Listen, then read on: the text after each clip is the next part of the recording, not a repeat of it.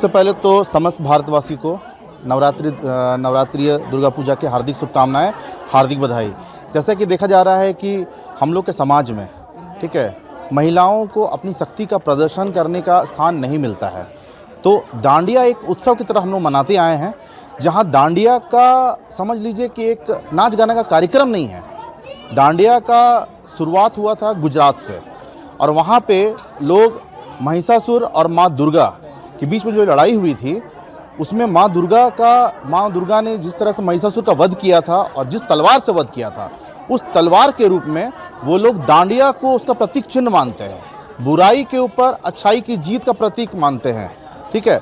तो इसलिए वहाँ पे डांडिया शुरू हुआ और उसी का प्रतीक चिन्ह को लेकर के आज पूरे भारतवर्ष में डांडिया का उत्सव कार्यक्रम एक महोत्सव के रूप में मनाया जा रहा है। और इस बार माँ दुर्गा गजराज हाथी में आ रही हैं, जो शक्ति का स्वरूप है। नारी खुद शक्ति का स्वरूप है। नारी में वो शक्ति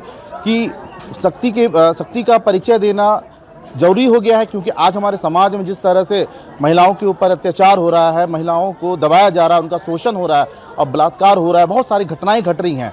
तो महिलाओं को ऐसा शक्ति प्रदान करना है कि महिलाएं खुद सशक्त हो सकें।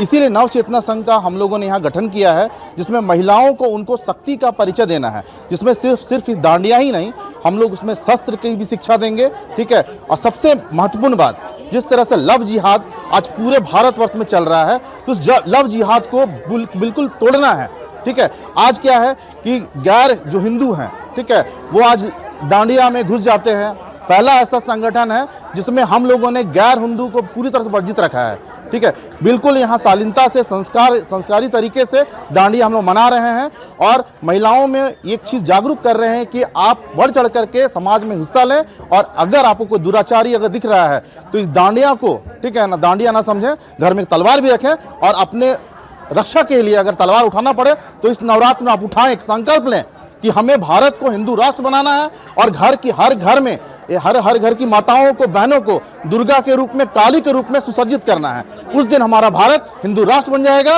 और उस दिन हम लोग भी कह सकेंगे गर्व से हम हिंदू हैं। जैसे एक मिनट, जिस तरह से आपने एक गैर हिंदुओं की बात किया, हमने देखा कि आए दिन जिस तरह से डांडिया हो रहा है, खासकर डांडिया की मैं बात करूँगा, गैर हिंदू को भी वहाँ बुलाया जाता है, उसको बढ़ चढ़ के हिस्सा लेता है और हमारे माता बहनों के साथ में एंजॉय करता है। इसको कैसे रोकेगा? देखिए, सबसे पहली बात है कि हम लोग जो ऑर्गेनाइजर हमारा, देखिए हम लोग, मैं हिंदू महापरिवार का राष्ट्रीय अध्यक्ष हूँ और एक मुहिम हम लोगों ने छेड़ी है कि रांची छोड़ दीजिए, पूरा भारतवर्ष में भी अगर कोई डांडिया होगा या कोई भी कार्यक्रम होगा जहाँ हिंदू माताएं बहनें आएंगी, अगर वहाँ पे गैर हिंदू अगर प्रवेश करता है तो हम लोग जाकर उस कार्यक्रम को बंद करेंगे और उसके जो भी कार्यक्रम को कराने वाले जो भी अधिकारी होंगे उन पे दंडनीय कार्रवाई करने के लिए जो करना पड़े करेंगे। क्योंकि हम लोग नहीं चाहेंगे कि हमारे धर्म में घुस करके हमारी माता बहनों के साथ गलत हो, लव जिहाद की शिकार हमारी माताएं बहनें हों।